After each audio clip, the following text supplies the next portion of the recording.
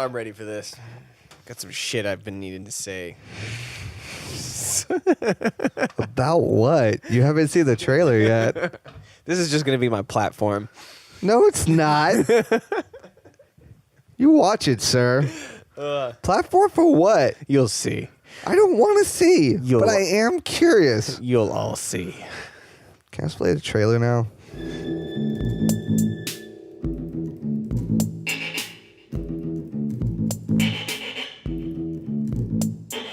All right, welcome back to another fantastic Trailing Off. I am Chad. I'm Asher. And today we're discussing the trailer for The Man Who Killed Don Quixote. The man who killed Don Quixote. Who is the man who killed Don Quixote? So this is a murder mystery. It was Adam Driver. I'm pretty sure they were applying that pretty heavily. Yeah, that's right. Once again, thanks for listening to Trailing Off. But no, so this movie is very interesting. There's been a documentary about this movie made 10 to 15 years before this movie ever came out. The Don Quixote story, Asher, for you that does not know, obviously, is... Why is it obvious? Well, I mean, I don't know, but how? Who else am I going to talk to? Oh, okay. You're the only one in the room. That's a good point. Terry Gilliam's been trying to make a story about Don Quixote forever. To the Why point didn't where he just make it? Funding.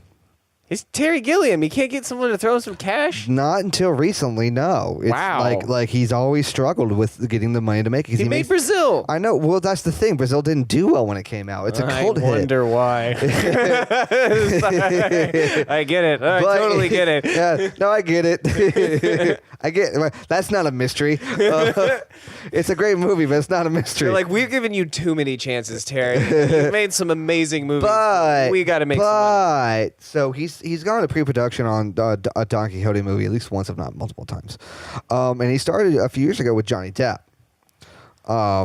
And even started shooting, and then he ran out of money, and it just fell apart. Like it got canceled like a week into it. Like maybe they got to prep. Brutal. Like there's some test footage. That's what it is. There's test footage. Damn. And that's all there is. That's brutal. Yeah, and so Even he's for been someone trying who's to like- make this for like ever, and it's a fantastic documentary called Man from La Mancha. It's about Gilliam never making this movie until Wow. now. Now he's made it. It's with a totally different cast. We have Adam Driver, and Looking great in the lead, and Jonathan Pryce seems to be playing Don Quixote. So they're making a movie about. See, I always thought they were making a movie about the book.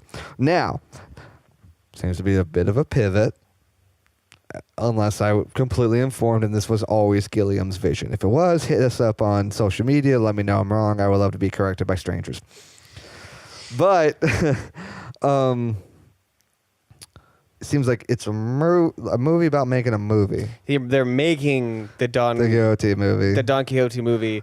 And it seems Adam like Driver's this ridiculous, crazy director. A Sid but not like director. Like it looks like the typical jaded visionary. Like he did well in his early career, but now he's literally phoning it in. The first shot is him yelling "cut" while being on the other line of his phone. He's literally phoning it in, folks. But whoever said Gilliam was subtle. Yeah, and he also seems upset. Like he's really upset with the person playing Don Quixote. Like he's like, this is just not convincing. It's just not working. Yeah. The movie is not working. It's just not coming together. Which I'm sure Gilliam's heard about Don Quixote more than once. Yeah, and so it's just like, it looks like it's such a mess. And then of course magic stuff happens. And well, does it, or does it just seem mystical? Seems mystical. Well, you're supposed to think. I mean, that's probably something the movie's going to sort out. So he walks on set, and he finds Don Quixote. He's not on set. He's like out in the desert. Well, that's where they're on location. Yeah, but he's not on the set. He's just like, it looks like he's just walking around. It looks like the stage set to me, dude. Really? Yeah. Well, we can fight. We'll see. I'll fight you for it. I'll fight you for it. No, but fight you for it. Either way, he shows up and he thinks he's Don Quixote because that's the thing from the book too. He thinks he's Don Quixote, even though so it's like, and he thinks Adam Driver is his faithful squire. What is the squire's name again? Don't know. Never read Don Quixote. I know, that's why I'm not saying any other names besides Don Quixote. I should really read it. I know it's. I want to say it's Poncho, but that's what you put on yourself when it rains. But it's something like that. Okay. Yeah, it's a funny name. I'm sure. I should know. Oh, well, anyhow. So he thinks he's that guy. Yeah, he thinks he's that guy. So Watson to hit So at Sherlock first you're Holmes. like, oh, does he go back in time? And that's what I thought. That's what I was I think thinking. that's what you're made to think at first, but then they're picked up by the film Mexican crew. police or something. But no, they're picked up at some point. Is it the film crew? Well, at some point he's talking to the guy as Don Quixote. The guy's dressed as Don Quixote. The guy says he's Don Quixote. He is talking to his crew and giving him directions. And the guy's like, "You're not really Don Quixote. you're the actor I'm using, but the words you're saying I wrote. Yeah. And then he's just like, then it's just like, kind of like The Tick is just like a comedy of errors and foibles. And he goes, you cannot write or read, you are but a mere peasant. I am Don Quixote. Yeah, I'll show you the pictures. But then there's like these really cool like shots of like period piece, like Most of it is period Renaissance Spain. What Spain? Spanish book. Spain. Renaissance Spain. Yeah, and Don Quixote in what like it would actually look like from the movie. So maybe that's from Jonathan Pryce's character's point of view. It seems it's going to go back and forth between like movie about a movie. You see trolls at some point, like big mythical trolls running around, and you're like, okay, that's not from the real world. So Nope. Is it? Yeah. Is it in the movie, or is it like them making the movie, or is it just his crazy imagination? Very little of it. So what I'm getting from this is you have a lot of questions for a Terry Gilliam movie. That's a first. Well played, sir. Yeah, you weren't there. Okay, at the time of this recording, I don't know what this corresponds to what I'm talking about, but we watched Time Bandits for an autopsy, and we kind of dogged it for like an hour. Still haven't seen it. Because it was just, it's just so weird. And you're saying that about a Gilliam movie. It does not care about its plot, but it's a lot of fun to watch because it's a lot of strange things happening.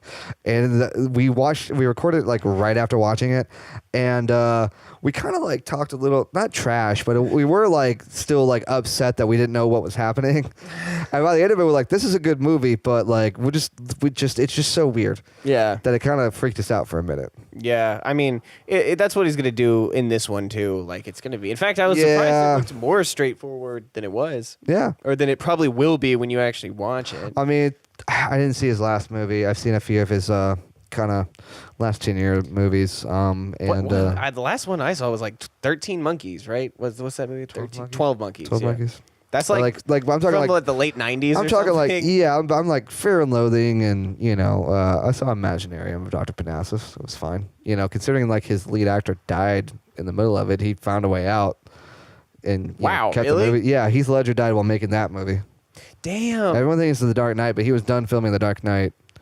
The Dark Knight was the first movie to come out after his death. Mm-hmm. And then in Imaginarium, Dr. Parnassus, the whole thing is like Dr. Parnassus is this like guy who made a deal with the devil, played by Tom Waits, who's awesome, for I think eternal life or something. And he's got this magical door that takes you to this mythical place.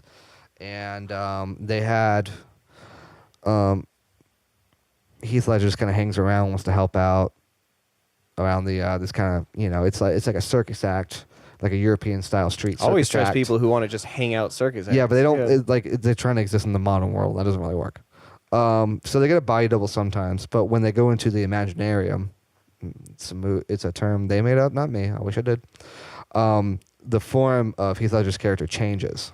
So it happens 3 times. Around that? Yeah. So at one point he's Colin Farrell. At one point he's Johnny Depp. At another point he's I want to say Orlando. I think it's Orlando Bloom. Okay. Yeah. Interesting. That is a very creative So that's how solution. it is a creative solution. Expensive solution too, because you had to get all those real famous dudes. Like, yeah, just gotten random guys and but they couldn't get away with a body double, so they just changed it here and there, and it was a way around it. I mean, I think it was just distracting enough. Gotcha. For people. The other but this movie doesn't look to have the problem. It looks like just literally like Well, we haven't mentioned taking forever to get to this thing. We haven't mentioned the kind of what seems to be the plot is pointing to, and you'll probably get this from the trailer. It seems like when he sees the guy who's so convinced he's the character, like a light bulb goes off, and he's like, "This is how I'm going to make my movie. I'm going to put a guy who actually thinks he's Don Quixote in this role, and I'm going to make the movie that I've been meaning to make." But then, because this guy is also nuts, and he thinks he's living in Renaissance era Spain, shenanigans ensue, folks. It's funny because isn't Don Quixote? So I haven't read it, but I do know a little bit about it. Like a poem, epic poem. But isn't the whole thing is that he's like an old senile. Yeah, and well, here's the thing: it's set in like the 1500s, and by that time the knights of the medieval ages are gone; they're long gone, and he thinks he's from that era. So even in that story, which is set back then, he thinks he's a knight going to save damsels in distress, and people are kind of like, dude, no one does that anymore. Like, we're like in a different era of history. Didn't you go to history class? That's the joke of the poem, and so it makes just as much sense in this one because he still thinks he's a knight, even though they're making the movie about it. And so, and what's interesting is this in the universe they've created, it seems like Adam Driver wrote the story Don Quixote, not like he's making a movie about it, but like it's his story that he made.